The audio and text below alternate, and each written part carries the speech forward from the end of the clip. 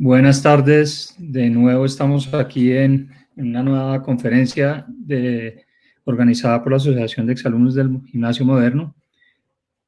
Como ya todos saben, es un ciclo de conferencias que estamos organizando desde ya hace meses, prácticamente desde el inicio de la cuarentena, donde los miércoles invitamos conferencistas, todos han sido exalumnos desde el principio, y son conferencias muy académicas en los días miércoles, y en los días sábados son conferencias más de arte, más enfocadas hacia el lado de arte y de entretenimiento.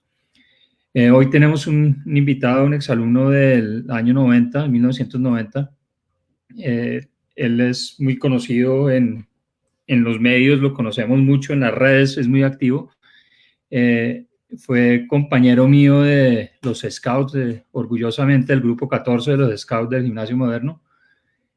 Es psicólogo, es doctor en psicología de la Universidad de los Andes. Qué pena que voy a tener que leer porque la verdad fue imposible aprenderme todos los títulos que tiene Miguel Antonio.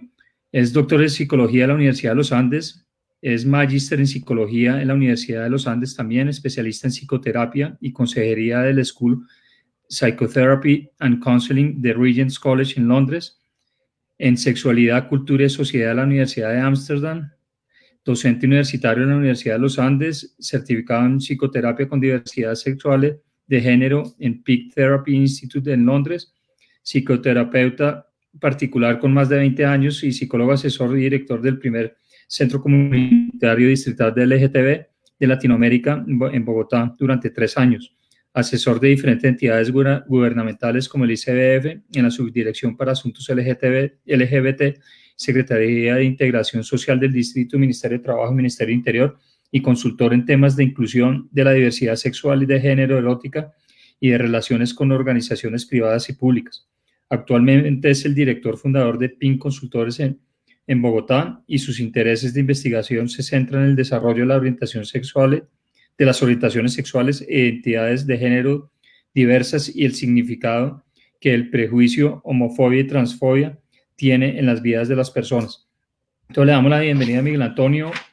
El tema que va a tratar hoy es cómo manejar la ansiedad y los efectos psicológicos que pueda generar este encierro y esta pandemia, esta enfermedad, todo lo que estamos viendo estos días, cómo lo podemos manejar en la casa. Entonces, adelante, Miguel, y bienvenido nuevamente. Esta es su casa. Bueno, pues muchas gracias, Alejandro, y muchas gracias a la asociación también de exalumnos del colegio que me hace esta invitación. Es muy agradable estar otra vez por acá. Y sí, lo que dice Alejandro es cierto. Hoy quiero compartir con ustedes algo que he venido trabajando durante esta época de cuarentena que ha sido tan rara y tan particular, que nos ha puesto a todos en un lugar muy distinto al que veníamos trabajando y en el que veníamos viviendo.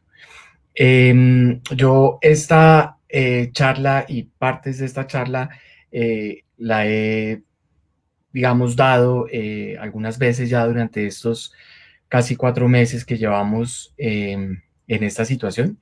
Entonces va a haber cosas que puede que no estén en la presentación que tengo, sino que muy probablemente voy a ir como actualizando en estos 4 meses porque ha ido cambiando mucho. Lo que sí les puedo decir es que, pues ya saben, soy psicólogo y lo que más trabajo es psicoterapia, aunque trabajo también otras cosas, pero sobre todo psicoterapia, y aumentó un nivel, el nivel de trabajo, perdón, un montón el nivel de trabajo. La consulta ha sido muy, muy dura. Hoy precisamente estaba viendo que la Asociación Colombiana de Psiquiatría lanzó una caja de herramientas para poder manejar esta situación en el personal de salud que está en primera línea, ¿sí? Los que estamos en salud mental tendemos a estar, digamos, en una segunda línea. Los que están en salud, en los hospitales, están en primera línea y pues casi que ni siquiera tienen tiempo para pensar si tienen miedo o no, pero cuando se dan cuenta que tienen miedo, pues esto sucede de una forma muy, muy complicada, muy compleja. Entonces yo le quiero pedir el favor a Luisa que si empezamos con la presentación, quiero decirle a la gente que está en la sala que se sienta completamente tranquila de preguntar lo que quiera. Lo puede preguntar en el chat y hacia el final de la conferencia estaremos resolviendo lo que tengamos que resolver y lo que tengamos que hablar. Ahora, si alguien quiere hacer un comentario antes, interrumpirme, decirme, Miguel, mire, está perfecto, bienvenido, rico que pudiera ser conversado o pues chateado por lo menos. Entonces, pues arranquemos. Entonces este es un poco el título y es ¿ahora qué? Retos psicológicos durante la época de aislamiento. Siguiente, por favor, Luisa. Me regalas la siguiente. Eso, perfecto. Esta situación de pandemia nos ha pasado una cosa. Yo les voy a contar además un poquito personalmente cómo ha sido también mi propia experiencia en esto, ¿no? Entonces, la exposición a noticias y el aislamiento social es una combinación de situaciones que hace que el malestar se aumente, ¿sí? Esta exposición a noticias al principio, yo me imagino que algunos de ustedes, al igual que nos pasó a mí, me pasó personalmente, y era que yo veía las emisiones de los noticieros, por lo menos los nacionales, el de por la mañana, el de mediodía, el de por la tarde, para mirar un poco de qué se trataba, cómo estaba aumentando, cómo estaba funcionando, qué era lo que estaba pasando con esto, hasta que me aburrí, porque uno era lo mismo, dos, cada emisión de noticiero, cada noticia era peor que la anterior, era más angustiosa que la anterior. Y la sensación de aislamiento era una sensación de no todo contacto real con la gente. Entonces, eso aumentó el malestar en muchísimas personas, ¿sí?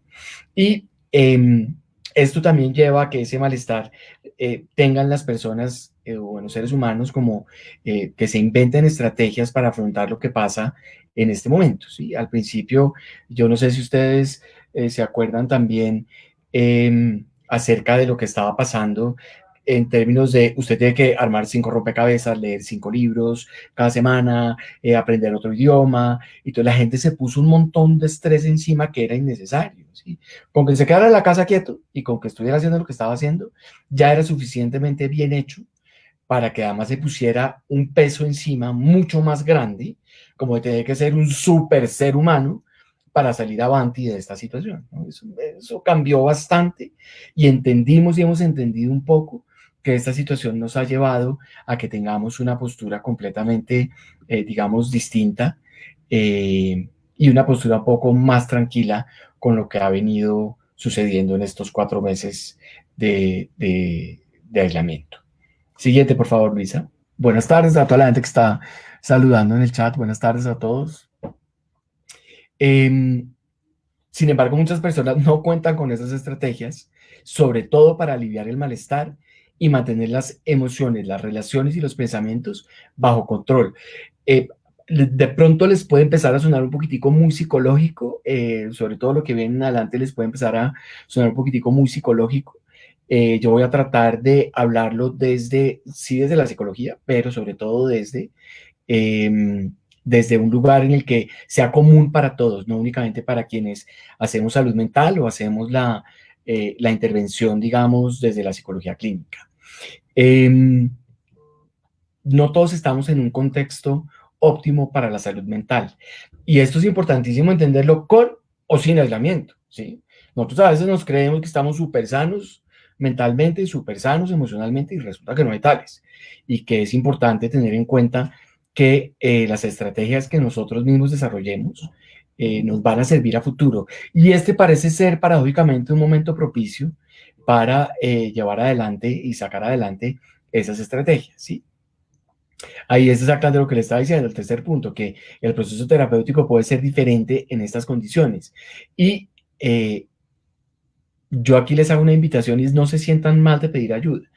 Mucha gente desafortunadamente termina tomando decisiones muy radicales como quitarse la vida por no pedir ayuda a tiempo, y pedir ayuda está bien, ¿sí? Pedir ayuda cuando uno está enredado, así sea por algo que uno considere que es tonto, que no tiene tanta importancia, pedir ayuda está bien. Y pedir ayuda puede ser a un profesional de salud mental o a alguien cercano que le pueda dar una voz de aliento, sobre todo en este momento. Lo van a ver más adelante, pero me adelanto un poquitico. Reconocer las emociones y expresarlas está perfecto. La frustración, la rabia, el miedo que nos puede dar, la tristeza por no poder estar en contacto con las personas que queremos y que son importantes para nosotros. Es muy importante hablarlo, es muy importante decir, tengo miedo, tengo rabia, estoy triste, llorar, mejor dicho, sobra decirlo, pero llorar es una forma de depuración de las emociones que es maravillosa. Uno llora de alegría, llora de rabia, llora de tristeza, sin miedo. Hagámosle que eso nos ayuda a que nos establezcamos bien en este momento tan, vuelvo, repito, raro. A mí me ha parecido rarísimo y me van a oír decirlo un montón de veces durante esta charla. Es muy raro esto que nos pasa. Entonces, reconozcamos y expresemos las emociones como toca sin miedo. Siguiente, por favor. Se me achicó y no ve, gracias.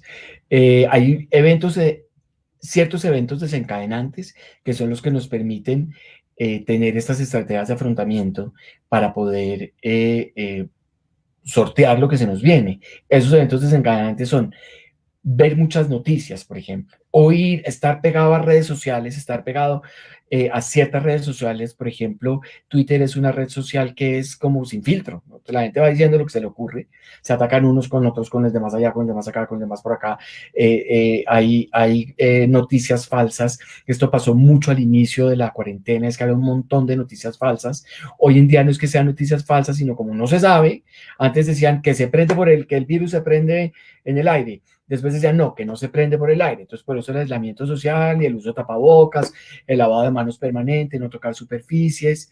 Y ahora la Organización Mundial de la Salud salió hace poquito diciendo, no, de pronto sí se prende por el aire, porque como es algo nuevo, como nunca habíamos estado en una pandemia, excepto alguien que tenga más de 100 años, puede decirnos cómo le fue en la gripa española, pero el resto que estábamos acá no habíamos vivido nunca una pandemia, ni siquiera la ciencia sabía cómo capotearla, cómo sortearla realmente. Pues es nuevo, entonces estamos descubriendo. Aquí hasta ahora yo creo que están empezando a salir personas expertas en COVID, personas expertas en coronavirus, pero al principio esto no se sabía quién era, pues no se tenía conocimiento, entonces no se sabía cómo se podía, o cómo se podía, o qué se podía, o qué no se podía. Ahí vamos, poco a poco y paso a paso tratando de entender. Entonces, todos esos eventos desencadenantes nos permiten desarrollar estas estrategias de afrontamiento que son fundamentales en momentos tan significativos como el que estamos viviendo.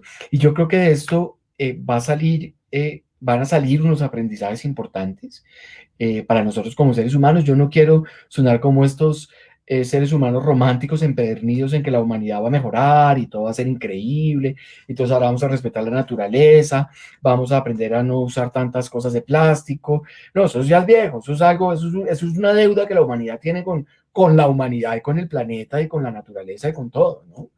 Pero yo sí creo que vamos a salir un poquitico más fortalecidos en ciertas cosas, sobre todo en este tipo, perdón, de estrategias de afrontamiento tanto personales como colectivas, ¿no? Individuales como colectivas. Siguiente, por favor. ¿Qué pasa en una crisis? ¿Sí? Con el estrés durante la crisis. El estrés, y se los quiero definir rápidamente, es como una transacción que uno hace entre las demandas que le está botando el ambiente a uno y las habilidades que uno percibe que uno tiene para sortear esas demandas. Entonces, cuando uno percibe que esas demandas son mucho, mucho, mucho más grandes de las habilidades que uno tiene, empieza a generar malestar emocional y malestar psicológico, ¿sí? Aquí está planteado lo que les estaba diciendo sobre el personal de servicios, que es particularmente vulnerable al riesgo elevado de contagio, ¿sí? Y es importantísimo establecer esas herramientas que permitan identificar ese estrés para poderlo manejar. Una digamos, de las recomendaciones que hace la Asociación Colombiana de Psiquiatría, inclusive el Colegio Colombiano de Psicólogos también lo ha hecho, y varias asociaciones de salud mental alrededor del mundo lo han planteado también, y es que el personal de salud es el primero que tiene que aprender a pedir ayuda, ¿sí? Como el personal de salud está básicamente en médicos, enfermeras, terapeutas, que están ahí al pie del cañón con la persona, como les decía al principio, pues ni tienen tiempo de identificar qué es lo que les pasa, sino que se les empieza a manifestar con otra cantidad de cosas. No pueden dormir, están irritables, no saben qué es lo que pasa, y dicen, es estrés del trabajo. Claro que es estrés del trabajo, pero en esta situación particular hay que aprender a pedir ayuda y decir, así se hablar con el compañero, venga, salgamos un minuto, si tenemos un minuto para salir, tomémonos un vaso con agua, tomémonos una gaseosa, hablemos un ratico, estoy realmente angustiado, estoy realmente estresado, y la otra persona le puede decir, venga, cálmese, tranquilo, cualquier cosa por el estilo, porque no es nada más allá. Aquí no estamos hablando de grandes intervenciones rarísimas y específicas que nosotros los psicólogos y los psiquiatras sabemos cómo hacer. Sí, hay unas cosas que sí sabemos, pero el contacto humano y el contacto real es lo que nos va a dar la sensación de apoyo que necesitamos para sortear este tipo de situaciones que estamos viviendo en este momento. Siguiente, por favor. ¿Cómo identificar el estrés? Y aquí ustedes se van a dar cuenta que primero hay distintas formas dependiendo del área en que realmente el estrés esté afectando. Por ejemplo, en el área emocional, con rabia, con hostilidad, con ansiedad, con miedo, con tristeza, con melancolía. Ojo, porque el hecho de que uno esté triste o melancólico o con rabia o con hostilidad o con cualquiera de estas emociones que yo les pongo acá, no quiere decir que esté estresado, ¿no? Una cosa no lleva a la otra, pero cuando hay una manifestación permanente de estas emociones, cuando hay una situación permanente de estas emociones, es importante pararle bolas y empezar a ver si realmente puede haber algo de estrés por detrás.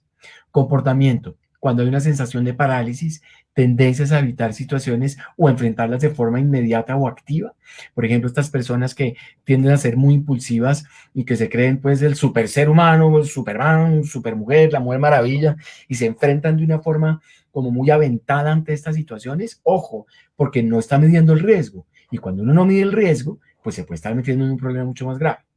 Los pensamientos es cuando se interpretan los eventos y la situación como una ofensa personal, una amenaza directa o una pérdida irreparable.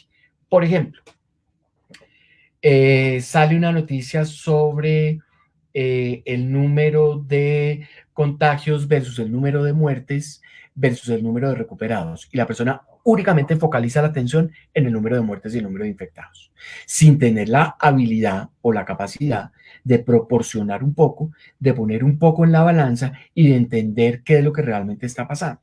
Si yo me fijo únicamente en el número de muertos, pues 6.000 muertos, 5.000 muertos, 400.000 muertos, como ocurrió en su momento en Europa, pues era de pánico, obviamente, ¿no? Pero cuando se empieza a ver qué estoy haciendo yo para poder manejar la situación, cómo estoy yo manejando el aislamiento, cómo estoy yo manejando la cuarentena, no estoy saliendo de mi casa, estoy tomando todas las acciones que tengo que tener para cuidarme y para cuidar a los otros, muy probablemente el pensamiento empieza a tener una evidencia de realidad que es fundamental para poder manejar lo que hay que manejar. Quiero pedirles disculpas con una cosa y es que cuando estamos en las casas, yo tengo un perro que a veces le da por hacer unos ruidos muy raros. Entonces, si oyen un ruido muy raro, es mi perro, pero les hago la aclaración porque me ha pasado varias veces. Siguiente, por favor. Niveles de severidad del estrés. Esto es importante, esto tiende, como les digo, tiende a ser un poquitico más psicológico, pero como ustedes se pueden dar cuenta, hay 6 niveles que se identifican acá. Ninguno en el comportamiento y en el estado de ánimo lo vamos a ver en todos, pero los 6 niveles son ninguno, mínimo, bajo, moderado, marcado o severo. Yo creería que ante la presencia de signos o síntomas en el nivel moderado es donde tenemos que empezar a pedir ayuda profesional, ¿sí? Les voy a poner ejemplos, pues, porque no me parece muy chévere leer toda la diapositiva, pero les voy a poner algunos ejemplos. En el nivel de comportamiento, cuando hay una afectación baja por el estrés, es cuando, por ejemplo, la persona es negligente en realizar algunas tareas y su funcionamiento está comprometido. Me ha pasado con muchos pacientes que, como están en la casa, entonces no se bañan, ¿sí? Y se quedan con la pijama o con la sudadera todo el día y se les empieza a alterar el funcionamiento del día, ¿sí? Entonces se despiertan, de pronto comen algo de desayuno, se sientan al frente del computador, hacen lo que tienen que hacer, se dan cuenta que son las 2 de la tarde, pueden comer alguna cosa, les llegó la noche y se metieron a la cama nuevamente. Cuando no hay cosas marcadas o eventos marcados durante el día que me permitan a mí identificar, me desperté, venga, tienda la cama, abra la ventana, báñese, si quiere ponerse ropa cómoda, póngase ropa cómoda, pero no me asocie la misma ropa que usted tiene para dormir, para trabajar, porque entonces cuando se va a meter a la cama por la noche, no va a poder dormir. Entonces, esa alteración, por ejemplo, es una alteración que tiene que ver con la negligencia y que puede generar un nivel de dificultad mayor a futuro.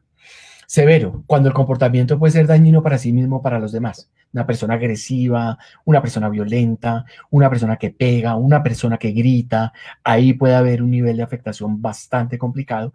Inclusive, como les dije al principio, no quiero sonar catastrófico, pero pues el índice de violencia ha aumentado durante la cuarentena, sobre todo con mujeres, con niños y niñas. Y lo vamos a ver más adelante con el grupo poblacional de personas LGBT también.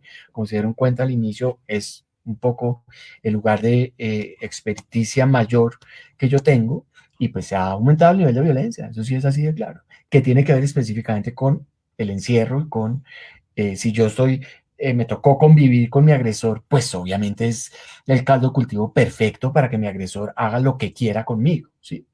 En el estado de ánimo, en ningún nivel de afectación es cuando el ánimo es estable, es decir, están las oscilaciones normales. Uno no tiene un afecto plano, la gente tiende a creer que cuando uno tiene afecto plano es cuando está divinamente, es decir, uno no se altera por nada, no, ojo, el afecto plano es un indicador de un nivel complicado de psicopatología, ¿sí?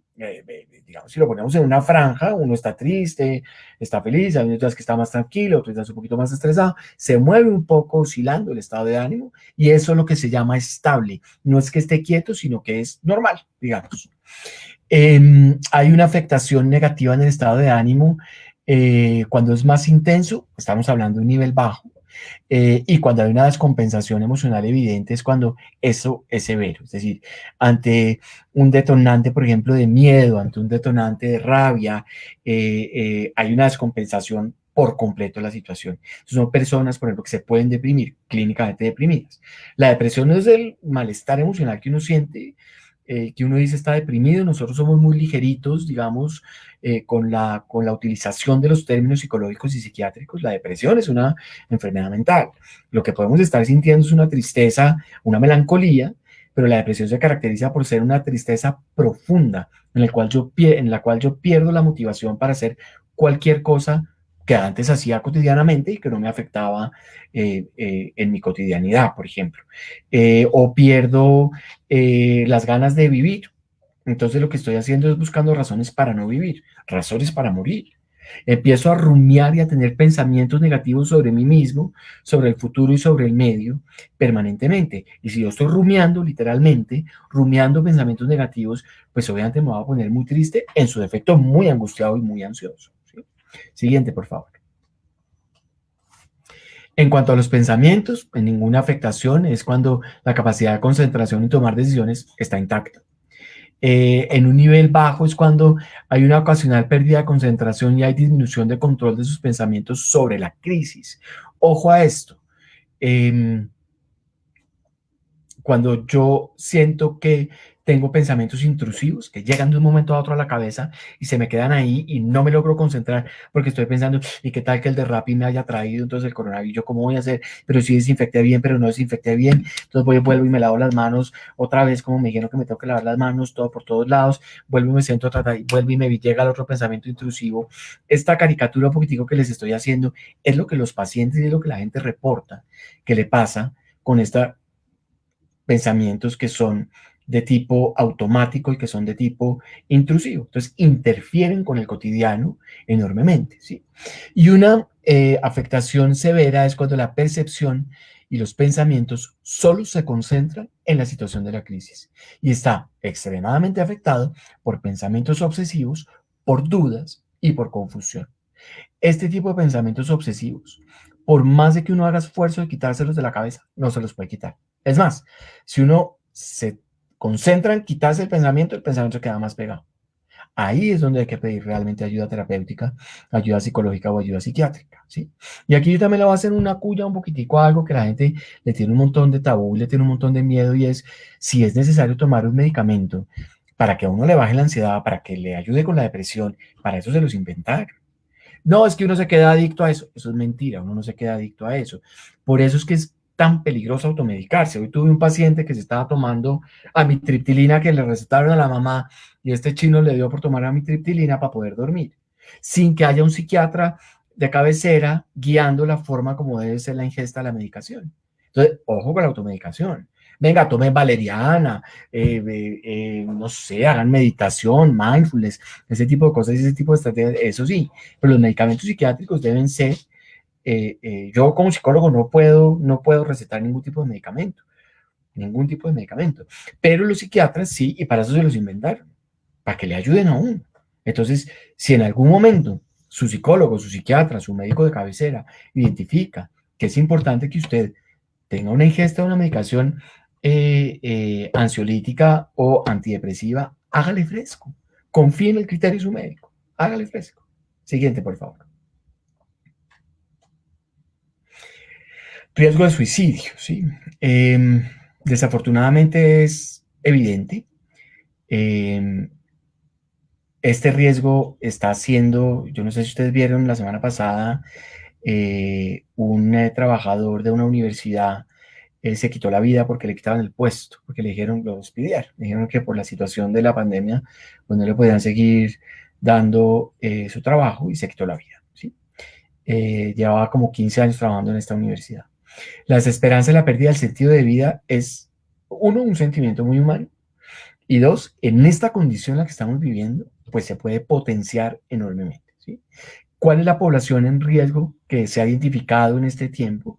Migrantes, personas con orientación sexual e identidad de género diversa, personas LGBTI, personal de la salud y personal de servicios. Siempre hemos pensado en el personal de la salud, ¿cierto? En médicos, enfermeras, etcétera, etcétera. Pero los cajeros de los supermercados, el señor de la tienda, el que le toca salir a manejar su taxi, el que tiene que estar permanentemente en contacto con gente, pues es gente que tiene que salir a trabajar y llega a su casa nuevamente.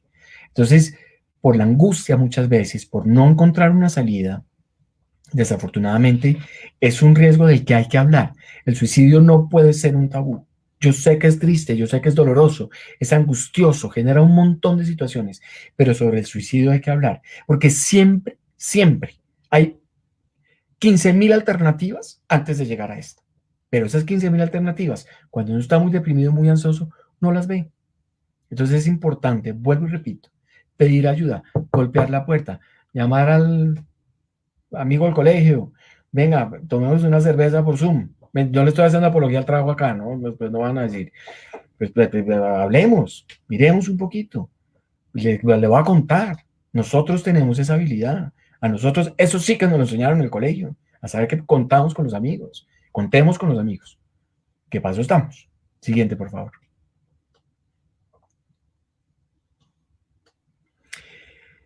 ¿Qué factores protegen ante un riesgo de suicidio? Lo que les estaba diciendo. Interacción con personas importantes para la persona, que es la red de apoyo.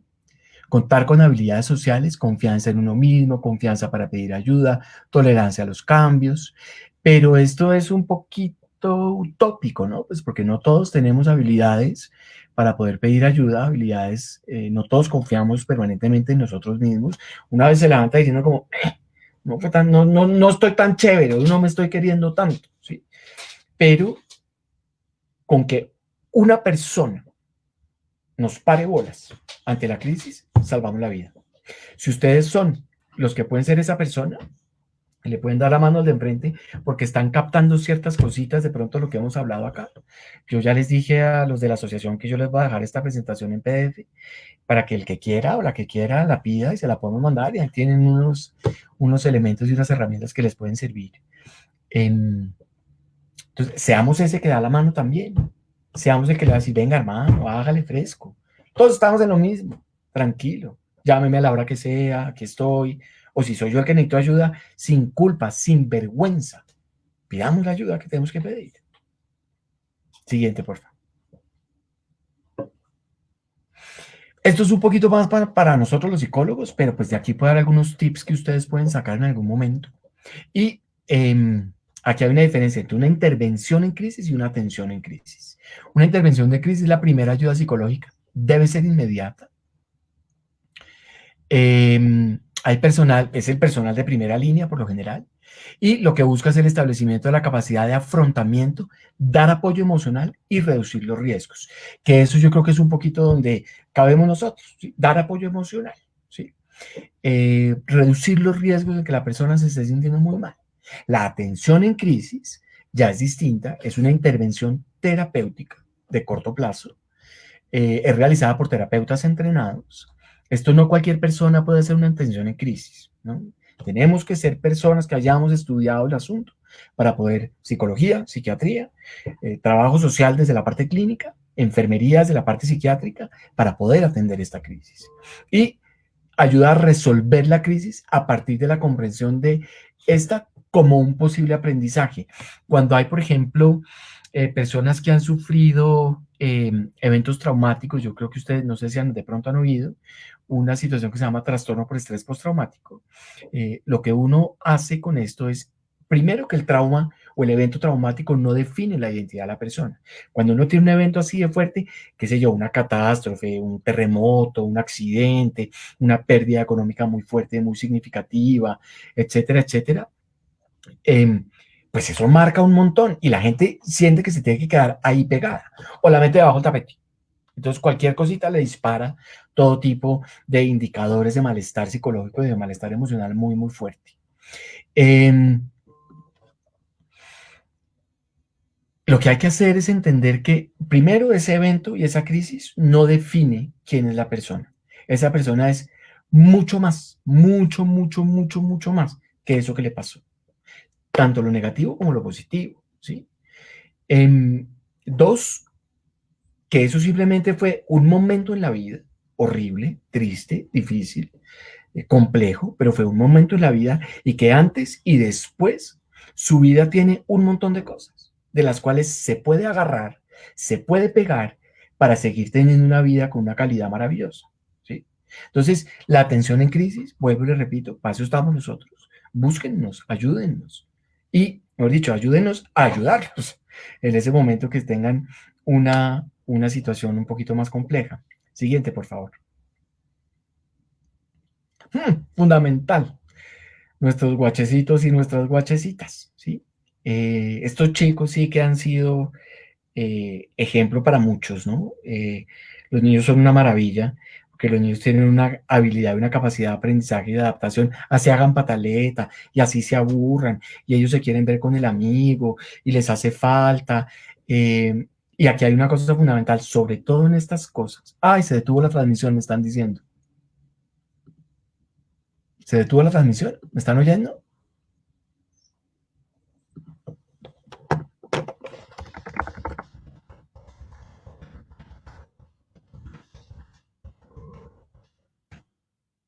¿No?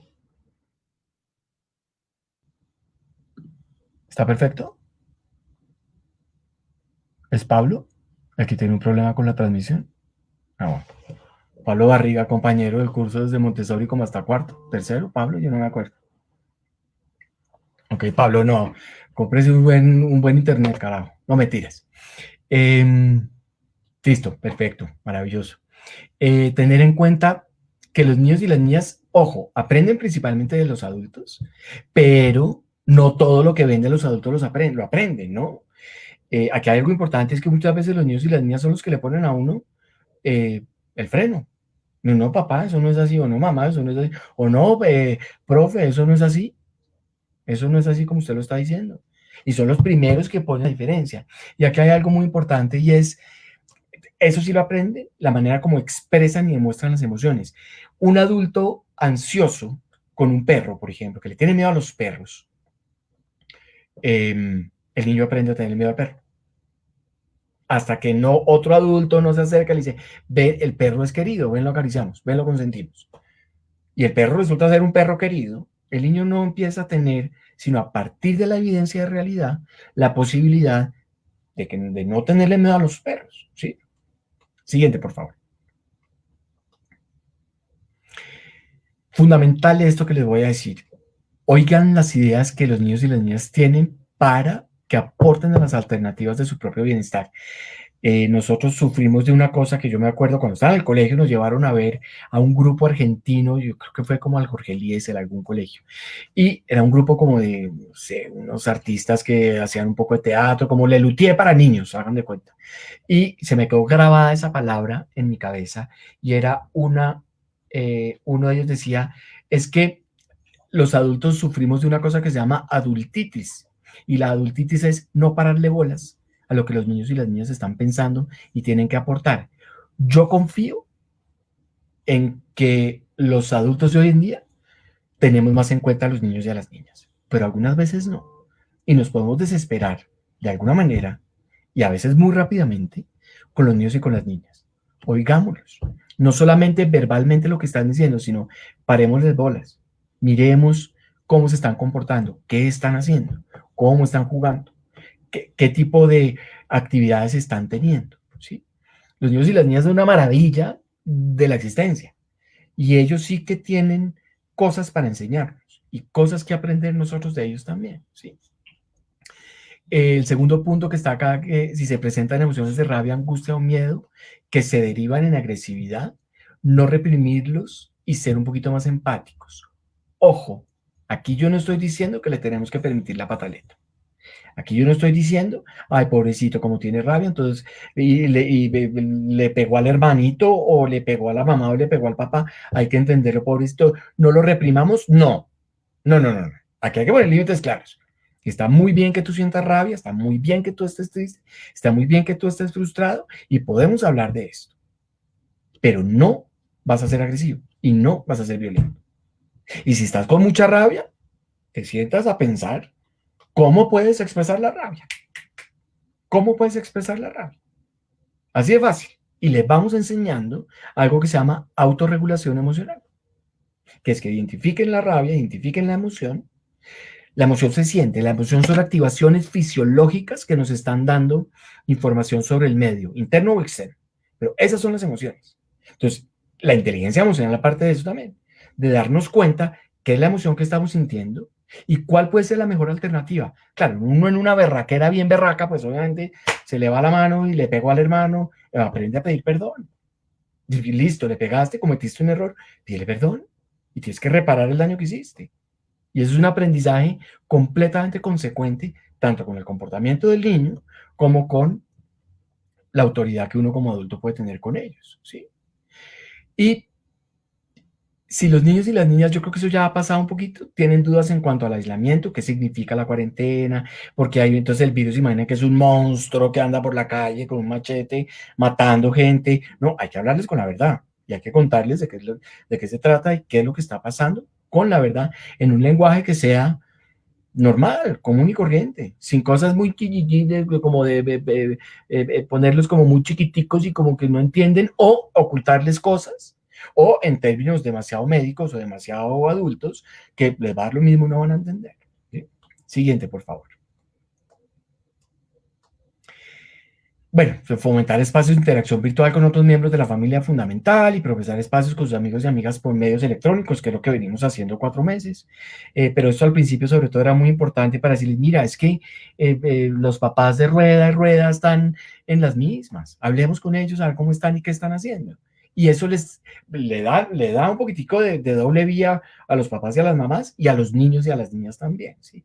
Hoy en día, pues como ya cambió, están flexibilizando un poquitico, ellos pueden tener un poquitico más de contacto hoy en día. Lo más probable es que, según lo que sacó el gobierno, el Ministerio de Educación, no se van a hacer clases presenciales este semestre tampoco. Yo no sé si eso dependa de cada colegio, por lo menos en la universidad sé que va a haber una gran parte virtual y una muy poca parte presencial cuando sea estrictamente necesario. Pero en los colegios es muy distinto. Es que uno, ¿cómo le dice a los chinos que no jueguen?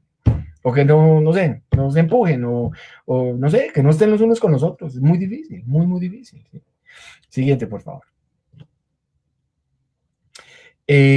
Personas LGBT en época de aislamiento tienen mayor riesgo de ser víctimas de acoso, burlas o discriminación. Y estas situaciones se han potencializado. Esto, como era al principio, pusimos se pueden potencializar, pero se han potencializado. No solamente a nivel Colombia, sino a nivel mundial. ¿Sí? Y esto es, les pongo un ejemplo clásico y es algún adolescente que tenga alguna situación con su orientación sexual, haya salido o no haya salido del closet ya, es decir, haya revelado o no haya revelado públicamente su orientación sexual, y esto genere un nivel de agresión por parte de su grupo familiar o de un miembro de la familia. Y esto lleva a que este chino o esta china esté en permanente angustia, en permanente, voy a utilizar una palabra exagerada, pero paranoia de que algo le puede llegar a pasar. Hay líneas de atención a nivel distrital y hay entidades y hay organizaciones que están o estamos de la mano de prestar ayuda en ese momento, tanto para las mamás, los papás, los hijos, las hijas, quien sea, ¿sí? Y mantener la red de apoyo es muy importante, pero muchas veces, y por medios virtuales obviamente, pero muchas veces estos chinos que están en esta situación en las casas, lo primero que les quitan es el celular. Entonces pierde la posibilidad de tener ese contacto virtual. Entonces están en un riesgo, digamos, emocional importante. Siguiente, por favor. ¿Cómo nos podemos autocuidar? Lo primero que tenemos que pensar es que las pandemias se terminan. Todas las pandemias de toda la historia de la humanidad se terminan. Claro, mientras se terminan hacen unos embarradas tenaces, matan mucha gente, pero la mayoría de gente se salva y la pandemia se termina. Yo les hago una invitación a planear. Yo les cuento lo que me pasó a mí personalmente. Yo tenía el 2020 para mí iba a ser un año y ahorita voy a estar en Lisboa en un congreso increíble. Y después de Lisboa me iba para Milán a la casa de unos amigos terapeutas que me han invitado a estar una semana ya, mejor dicho. Y eso era una de las cositas que tenía planeadas deliciosas. Y llego a esta vaina y me freno cualquier posibilidad. Pero no nos puede quitar la posibilidad de soñar y la posibilidad de planear. Uno de los aprendizajes que yo creo que es fundamental de esta época de cuarentena y de esta época de pandemia es aprender a planear con flexibilidad.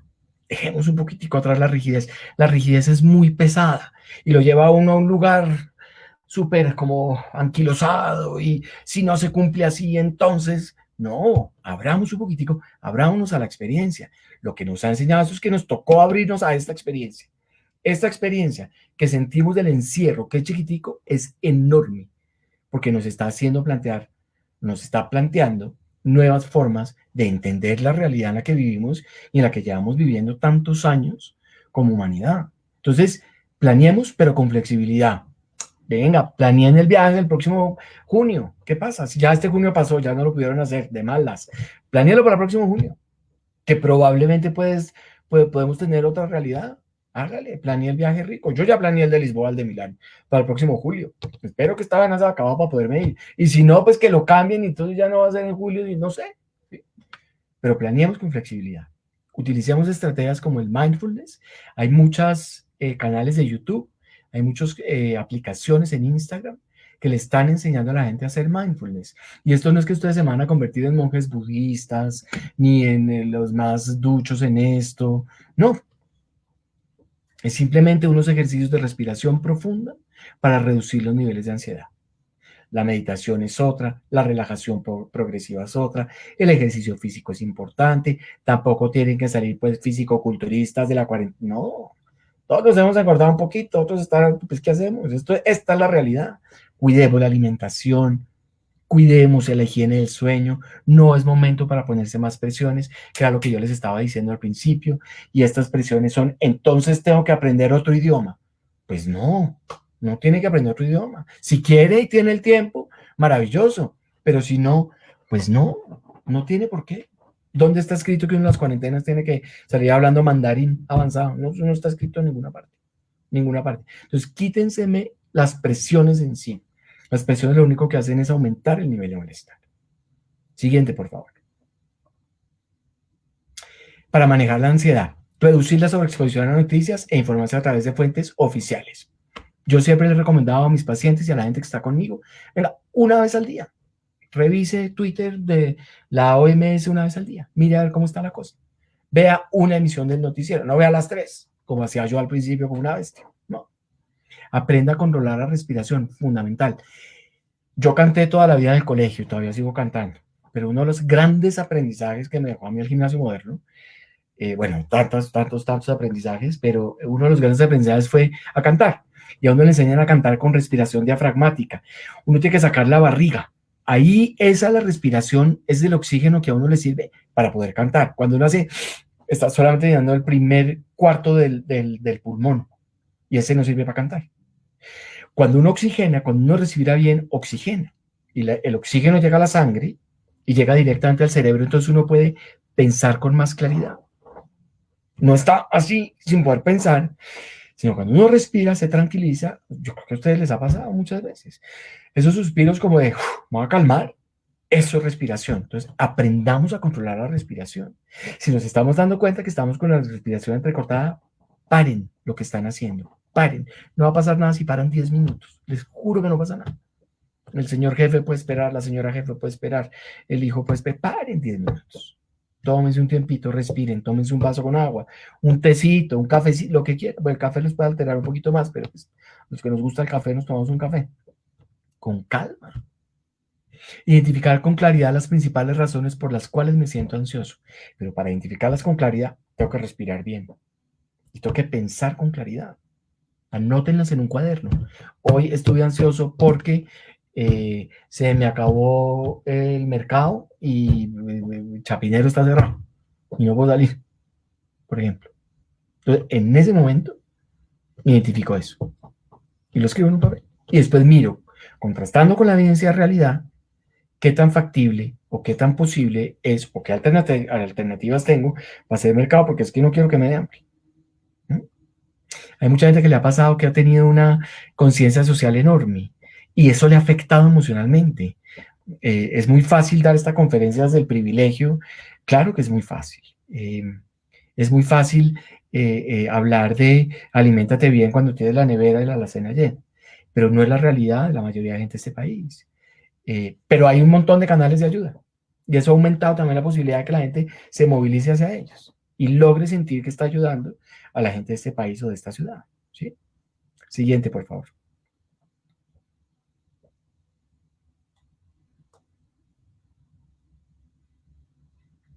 ¿Ya? ¿Esa fue toda la presentación? ¿Aló?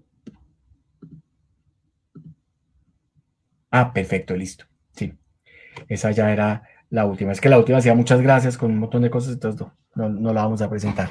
Pero bueno, no sé si tengan alguna pregunta, si alguien quiera hacer algún comentario, tenemos unos minutos más. Yo no sé si Alejandro o alguien quiera como moderar un poquito, no sé. Sí, Miguel, hay una pregunta.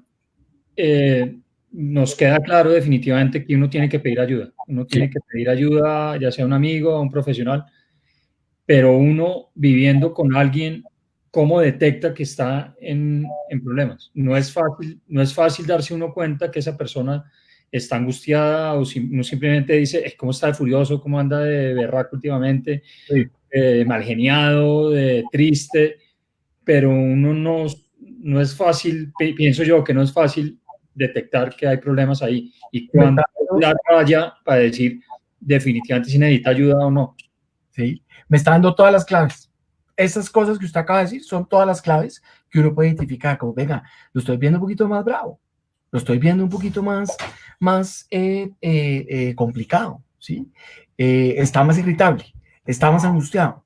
En ese momento, yo quisiera plantearles una cosa y es, así no estemos acostumbrados a hablar, así en la familia la comunicación haya sido un issue y sea un problema, venga, aprovechemos el papayazo, sentémonos y hablemos. Así al principio sea un poquito rara la sensación, como, esta vaina, ahora mi papá le dio por hacer comité los miércoles por la noche, ¿qué tenemos que hablar?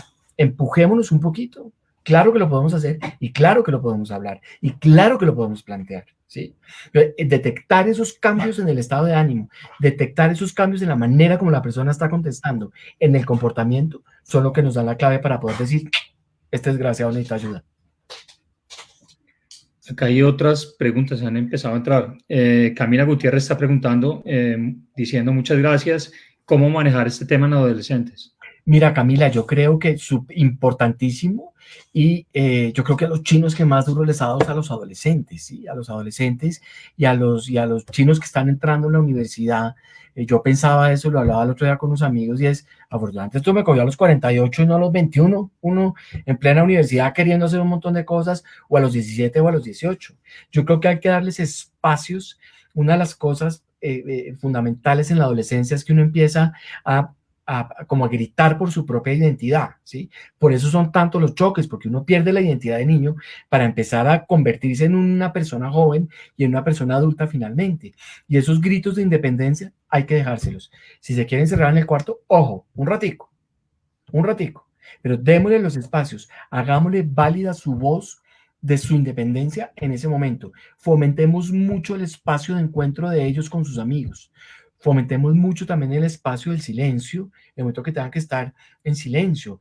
Un papá o una mamá helicóptero encima permanentemente queriendo saber todo lo que hace el chino, todo lo que hace la agotan. Y me agota nada más la posibilidad de que el chino en un momento que tenga un problema o que tenga una dificultad, lo diga. Pongámosle claro siempre, si te estás sintiendo de cualquier manera que tú identifiques que no estás cómodo con esa forma con la que te estás sintiendo, dímelo. O llamamos a Miguel, o llamamos al doctor no sé qué, o llamamos a alguien. Porque necesito que hables también. Pero la adolescencia tiende a ser muy silente, ¿no? Pero sobre todo darles el espacio y darles el espacio que expresen lo que están sintiendo, lo que están pensando también, ¿sí? Jorge Atuesta pregunta de Miguel sobre temas de manejo de duelo, teniendo presente las condiciones actuales que no permiten ese proceso de forma completa. ¿Qué recomendaciones nos puede dar? Ay, el duelo y sobre todo en estas cosas que no nos permite, estoy completamente de acuerdo con Jorge, que no permite por lo menos que haya el ritual al cual estábamos acostumbrados a tener cuando alguien moría, por ejemplo. Para el duelo, lo básico que hay que hacer es dejar que las emociones y los pensamientos ocurran y salgan y compartirlo, ¿sí? Cuando a uno se le muere alguien muy significativo, cuando uno ha tenido una pérdida de alguien muy importante para la vida, eh, uno tiene que hablar de eso, tiene que hablar de lo que está sintiendo, tiene que hablar de lo que está pensando, tiene que hablar de cómo se está sintiendo y cómo piensa que se va a sentir con la ausencia de esa persona, es decir, sin la presencia de esa persona. Entonces, yo creería que ahí sí, Jorge le diría, colgarse de la mano de un psicólogo, colgarse la mano de un psiquiatra, es lo mejor que se puede hacer para darle trámite. Esto no es de velocidad, esto no es de, las emociones negativas generan incomodidad, pero esto no es de velocidad, esto no es de ya, ¿qué hubo? ¿Qué hubo? Ya, ya, la vida común y corriente. No, aquí hay un cambio fundamental y es la no presencia de alguien por muerte, y puede ser por muerte por COVID, y en ese sentido nos toca darle trámite y medio tratar de entender hasta que entendamos bien qué significa la vida sin esa persona. Perfecto. Judith Forero pregunta, y me identifico perfectamente con ella porque me pasó exactamente lo mismo con mi mamá. Dice, tengo a mi padre que está sufriendo de depresión, no estoy en Bogotá y no lo puedo ayudar, no sé qué hacer. Es una persona de 82 años y ahora se sale a la calle y no se está cuidando porque se siente desesperado en la casa, no sé qué hacer. Mira, sí lo puedes ayudar, claro que lo puedes ayudar. Lo que pasa es que la forma de ayuda uno piensa que siempre tiene que ser al lado de ella y es lo que uno quisiera, al lado de él, y es lo que uno quisiera, poder estar al lado de tu papá. Primero, hay que establecer, digamos, la protección necesaria para tu papá. Es un adulto mayor de 82 años. El otro día también caminando que iba a la tienda me encontré a un señor con tapabocas y todo, en pijama y en pantuflas hablando con el portero, pues desesperado de no tener contacto humano, hablando con el portero bacaneado también, haciéndole visita al señor. Pero sí lo puedes ayudar, dile que te hable lo que te tenga que hablar. La realidad es que no estás en Bogotá y que él está acá sin ti. No sé, porque no me lo pones en la pregunta, no sé si estás solo. Si estás solo, hay alternativas que hay mucha gente que está proponiendo para ayudar a cuidar a adultos mayores y mostrarle además que su depresión o su tristeza en ese momento es lógica, es verdad y tiene que llorar y tiene que poder echarle la madre a la vida y tiene que decir maldita sea porque nos pasó esta vaina y estamos lejos los unos de los otros, ¿sí? Y establecer ese contacto es fundamental. la cantidad de veces en el día que sea necesario, telefónico, por WhatsApp. Eso ha sido una belleza que los adultos mayores han aprendido a utilizar esto, que antes se emberracaban porque no les funcionaba, se le caía, no sé qué. Ahora todos son, mi mamá manda WhatsApps con memes, con un montón de cosas, porque lo aprendieron a hacer, porque la necesidad les creó eso, ¿sí? Y sobre todo no echarle, digamos, leña a la depresión. Sabemos que está deprimido, pero no todo significa depresión, ¿sí? Entonces, es un trabajo importante de parte tuya, por eso te digo que sí lo puedes ayudar, porque es un trabajo importante de parte tuya, Judith, y es decirle, sí, papá, pero ven, hablemos de, y ponle un tema. No quiero hablar. Bueno, entonces, ¿de qué quieres hablar? No quiero hacer nada. Listo, entonces nos vamos a quedar aquí los dos callados mirándonos la cara. Pero aquí estoy yo, que tu papá sepa que tú estás ahí. Eso es fundamental. Y eso ya lo está ayudando el 50%. Ahora, si es necesario, vuelvo y repito, no estoy haciendo la barra a la psicología, a la psiquiatría, pero para eso estamos. Conseguirle un buen psiquiatra, un buen psicólogo, gerontólogo, que lo ayude, que lo acompañe, que lo entienda, que le logre contar por qué se siente deprimido, sería increíble. Bueno, acá César Bruno, más que una pregunta, dice, a mí me gusta mucho ver películas de tipo comedia y tocar el piano, obras que me tranquilizan. Es una recomendación que él da Sí, de esta manera. excelente. Pablo Barriga, esto aplica mucho ahora y sobre todo ahora en la cuarentena, supongo. Uh-huh. Se me perdieron. Pablo Barriga, Arias, Samuel Arias de BitTalks. Gracias, mi hija de 5 años se ha vuelto irascible, seguramente por este tema de la cuarentena. ¿Qué hacer? Samuel, pregúntale, oye, ¿por qué estás tan brava? Ven, hablemos de lo que te está pasando. ¿Por qué tienes tanta rabia? Yo también tengo rabia, pero mira, y, sobre todo con los niños de 5 años, es una delicia poder plantear un montón de alternativas. Pintemos la rabia, inventémonos el monstruo de la rabia, encerremos al monstruo de la rabia en una jaula, no lo dejemos salir, pero si tiene rabia y quiere salir, habla con el monstruo de la rabia y hablemos con el monstruo, no sé. Permitirle que exprese por qué está tan rabiosa, que es obvio, pues está encerrada, qué mamera, tiene 5 años, y quiere estar en el colegio seguramente corriendo, jugando y embarrándose y jugando en la arena o a las princesas, qué sé yo, lo que ella quiera. Esta alteración en la cotidianidad obviamente crea estos impactos, Samuel, pero también es importante que la alteración sea comprensible, de alguna manera sea amable y que en el espacio en el que está, porque es la realidad, y los niños tienen que entender, por más rabia que tengan, que es la realidad, esto es lo que nos está pasando. Por eso hay que hablarles con claridad de lo que está pasando. Y no solamente regañarla porque se puso brava, o porque está haciendo muchas pataletas. Perfecto. Pablo Barriga pregunta, entrada a la semipresencialidad, pues he observado como docente cómo en aislamiento ha afectado el desempeño académico a algunos niños y niñas adolescentes. Inicio a la depresión. Pablo, le voy a decir una cosa, y es, yo creo que los indicadores de aprendizaje y los indicadores sobre lo que los estudiantes tienen que aprender hoy en día tienen que cambiar. Ahorita tenemos que aprender a manejar las emociones. Ahorita tenemos que aprender acerca de la cordialidad. Ahorita tenemos que aprender acerca de la amabilidad. Ahorita tenemos que aprender acerca de la resistencia, la resiliencia, la unión y cómo manejar estas situaciones. Las matemáticas las van a aprender, la biología la van a aprender, la geografía la van a aprender. Y más ahora que están pegados al computador.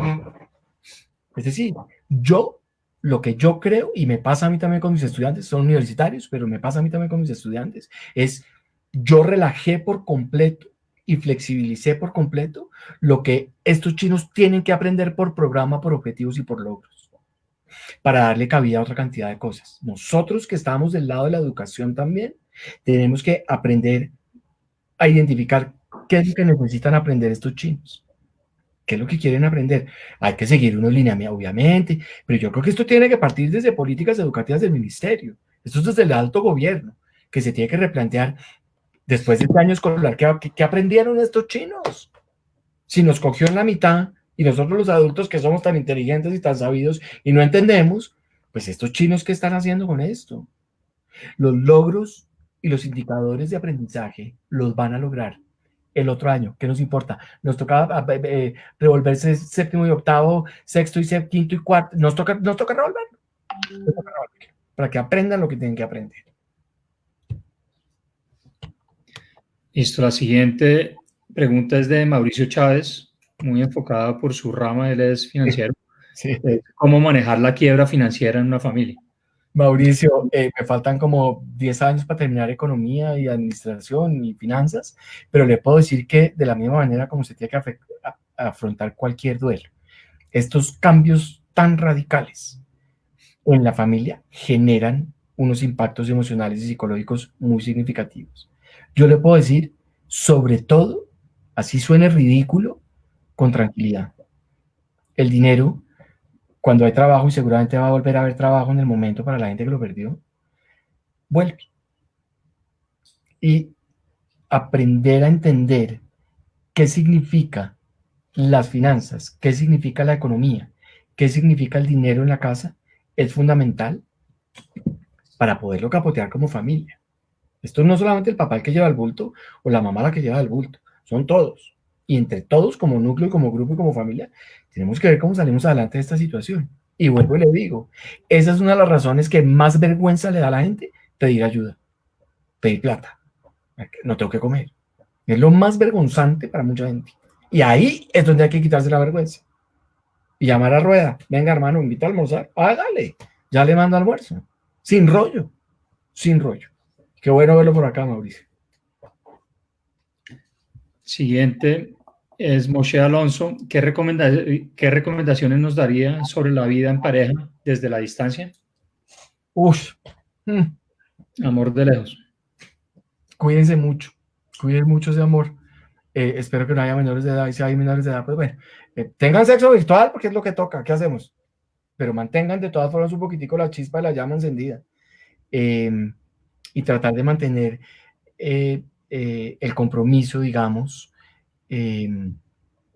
lo más vivo posible, lo más fuerte posible, y meterle ganas a la relación, ¿no? Eso depende mucho. Yo he visto muchas relaciones que se han terminado, el vínculo se ha dificultado un montón, y relaciones que se han afianzado fuertísimo, o estando en la cuarentena o estando de lejos, ¿sí? Entonces, digamos que no hay una regla específica, pero lo que les puedo decir es, hablen mucho, estén en mucho contacto, las dos personas están compartiendo la misma situación, entonces están en igualdad de condiciones, ¿sí? Aquí no hay dificultad porque tú estás saliendo más o yo estoy saliendo menos, o porque, no, aquí están en igualdad de condiciones, y si nos vemos en igualdad de condiciones podemos entendernos mucho más. Bueno, siguiente es Jorge Atuesta nuevamente. Gracias, Miguel. El tema es fundamentalmente para poder sobreponer a esta situación. Sí. Nuevamente Jorge recomienda, creo que fue Judith la que hizo la pregunta del papá de 82 años, la mamá de los Cano Ibáñez está ofreciendo ese servicio para acompañamiento a las personas mayores. ¿La mamá de Elías? Jorge. Debe ser, ¿cierto? Elías Cano Ibáñez. Maravilloso. Pues mira, por ejemplo, hay gente que está ayudando en eso, Judith.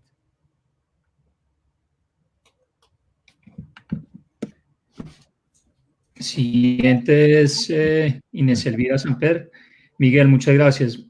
Muy buenas pautas para el manejo de diferentes situaciones, teniendo en cuenta las emociones. Gracias. Con mucho gusto. Siguiente es Daniel Vázquez, compañero mío del colegio. Pregunta de la esposa porque me lo aclaró por WhatsApp. Dice, y estoy completamente de acuerdo con esta pregunta porque es un manejo muy complicado. ¿Qué recomendaciones para los hijos únicos? En el caso de él es un niño único de 6 años, pero pienso que el problema es igual para cualquiera de cualquier edad, así tenga hermanos, con el manejo de televisión, tablets y videojuegos y todo eso. Daniel, bueno, pues muchas gracias y qué bueno verlo también por acá. Yo creo que eso es cuestión de horarios y cuestión de límites. Así haga pataleta y así se berraque. Y darle alternativa de otras cosas. Me va a inventar pendejadas, Daniel. Plastilina, pintura, ejercicio, yoga para niños, meditación, tener otro contacto con otras, mejor dicho, que le dé por inventarse algo. Invéntate un cuento pintado. Hazme un cómic. Yo sé si ustedes se acuerdan, quinto de primaria, Rosario y María Alicia, que eran las profesoras nuestras, nos hicieron hacer un cómics y teníamos 9 años, 10 años.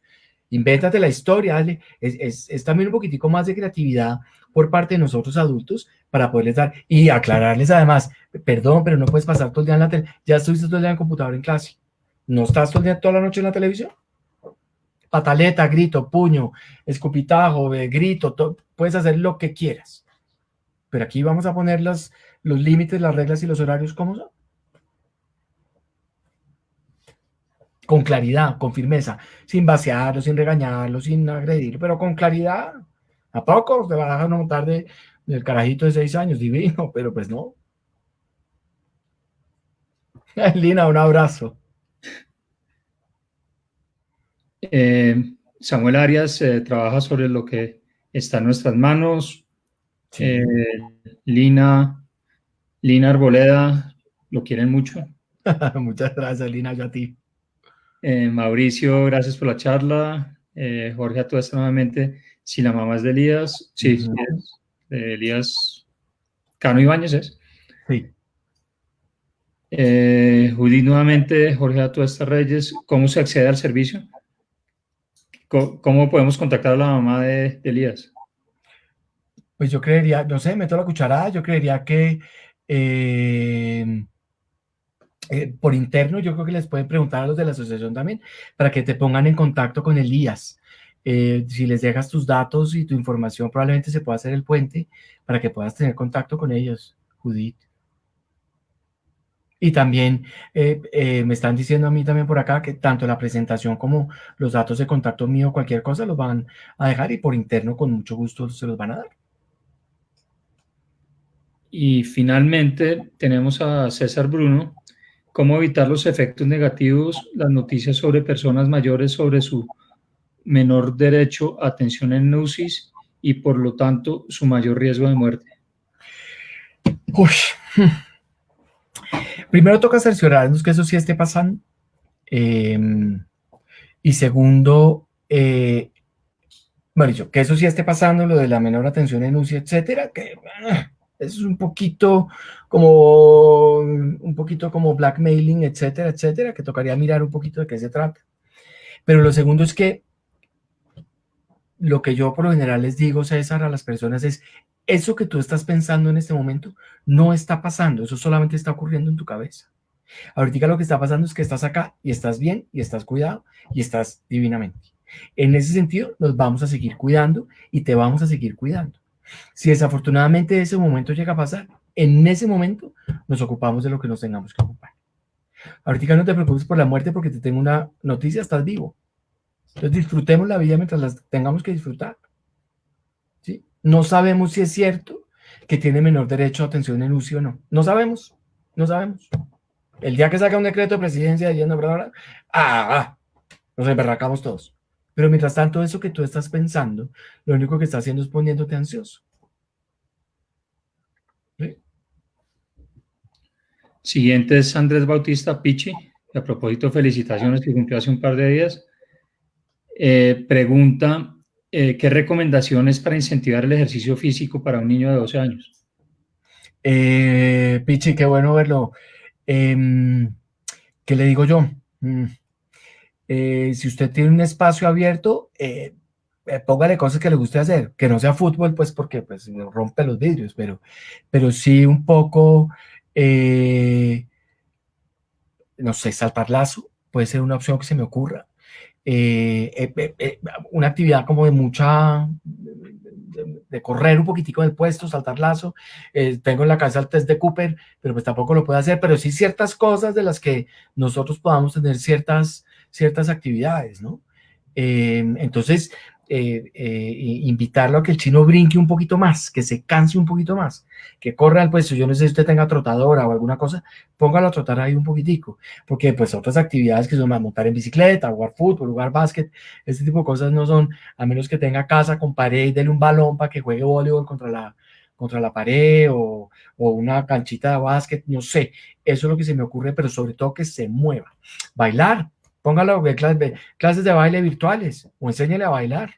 Póngalo a bailar. Hay aplicaciones de ejercicios, hay una que se llama 7 Minutes Workouts, que que son 7 minutos de ejercicios, de flexiones, de planchas, abdominales, y un ejercicio rápido, fáciles, y eso ayuda mucho para esto.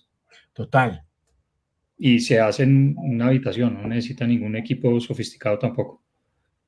Exacto. Aquí ya comentan que Judith ya fue contactada, pues lo taguearon para el contacto Bueno, de Elías Cano. Camila Gutiérrez, yo también quiero mucho a Miguel, no, pues, de todo el mundo, mi hermano. Excelente charla, quedamos con muchas herramientas para sobrevivir esta cuarentena. César Bruno, no lo digo por mí porque soy médico, es porque autoridades lo han dicho. Sí, lo han dicho, yo sé que lo han dicho, César, pero yo vuelvo y te repito, lo han dicho, pero eso no les está ocurriendo a las personas. Cuando les ocurra a las personas, sobre todo desde tu labor de médico, probablemente desde mi labor de psicólogo, de nuestra labor de personas, digamos, adultas, que podemos hacerles caer un poquito en cuenta de, no te ocupes ahorita en eso de tu mente. En tu mente no utilices lo que tienes para pensar en eso. Si desafortunadamente llega ese momento, miramos cómo lo tenemos que capotear, pero no está ocurriendo en ese momento. Estás bien, estás acá, no estás con COVID, todo tranquilo. Y si eso ocurre en el hospital, pues yo creo que el personal de salud y de salud mental del hospital se tendría que llegar a hacer cargo de eso, ¿no? Bueno, creo que ya Pichi finalmente manda saludes y que felicitaciones por muy buena charla. Muchas gracias. Ya es todo.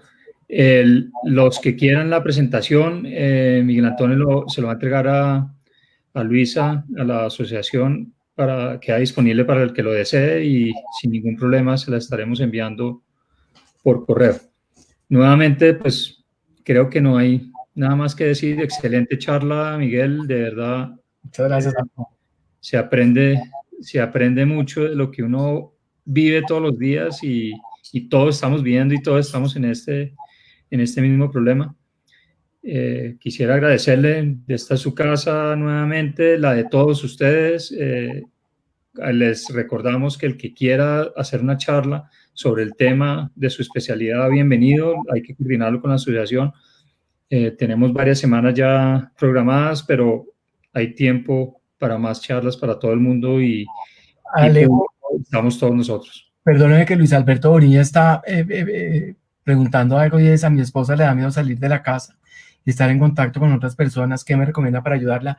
Venga, Luis Alberto, yo ahí le recomiendo una cosa, y es, lo primero es que, claro, si tiene que salir, perfecto, con el tapabocas.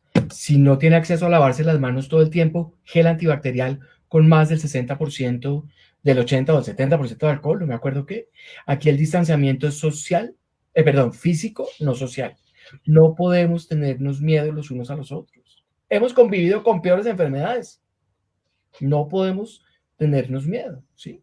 Entonces, que se vaya relajando poquito a poco, que mantenga la distancia, que no le dé miedo salir a la calle, que ahorita que estamos en cuarentena, pues tenemos que estar en cuarentena. Maravilloso que esté cumpliendo la cuarentena, pero por decisión propia, no porque le dé miedo. Bueno. Listo. ¿Listo? Creo que ya eso es todo, y de nuevo mil gracias, Miguel. Mil gracias a todos los asistentes. Creo que seguimos todos los asistentes firmes hasta el final, y los esperamos el sábado a una próxima conferencia, y toda la semana seguimos en este mismo ritmo. Bienvenidos de nuevo y hasta luego. Muchas gracias, que estés muy bien.